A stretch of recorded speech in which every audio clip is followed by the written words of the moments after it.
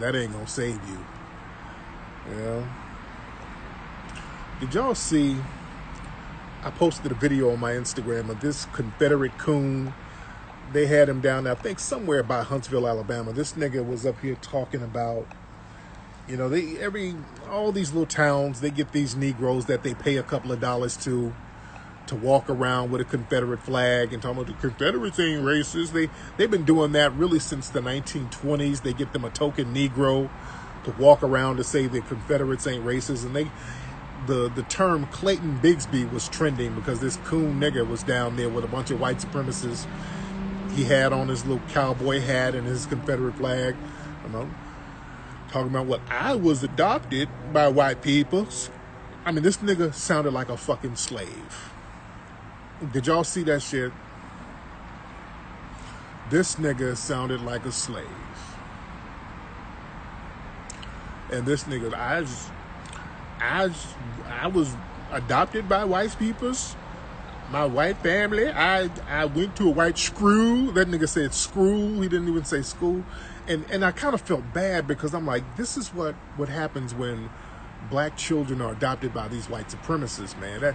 That's the thing that bothers me. This is what they turn out to be. This nigga sounded like a fucking slave, man. And that's what happens to our children. When they grow up, they be hardcore, calcified coons. I mean, there's no turning back. These are calcified coons. I mean, you can't reverse it. Yeah, it's like cancer. You know, you can't go into remission, nigga. It's the cooning is calcified in that nigga. It ain't going back. Certain motherfuckers are just done. We got to understand that, family. You know? We have to understand when certain people are just done, man. Everybody can't be saved. Hold on, brother. Hold on. This nigga is in here. I'm gonna have to just block you, brother, because you in here spamming some shit, and I don't know what you spamming, and this ain't the spam room. When you come in here just spamming shit, you know? Yeah, this nigga said his grandfather fought in the Civil War. Nigga, what the fuck you talking about? What are you talking about? That's a calcified coon. You know, no, some of them just, there's no turning back. Yeah, there's no turning back. Like Sheriff Clark, that's a calcified coon. Jesse Lee Peterson, that is a calcified coon. There is no turning back from that cooning. What's up, Alf Sam? Much respect to you. So he has revitiligo. Yeah. Man. Yeah. Well, yeah, that when life imitates art.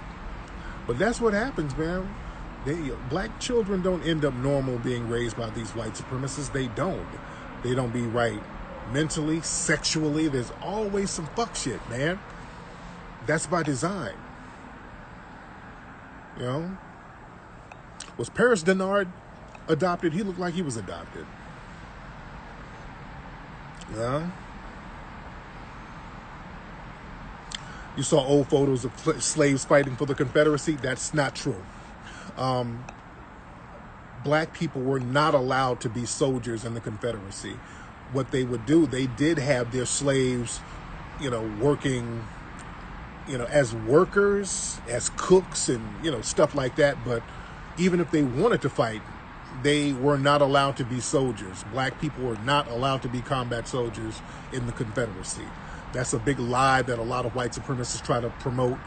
There's a whole book on that. I forgot the name of the book. Very good book. Broke it all down. But there were no black Confederate soldiers. Yeah, that's a lie.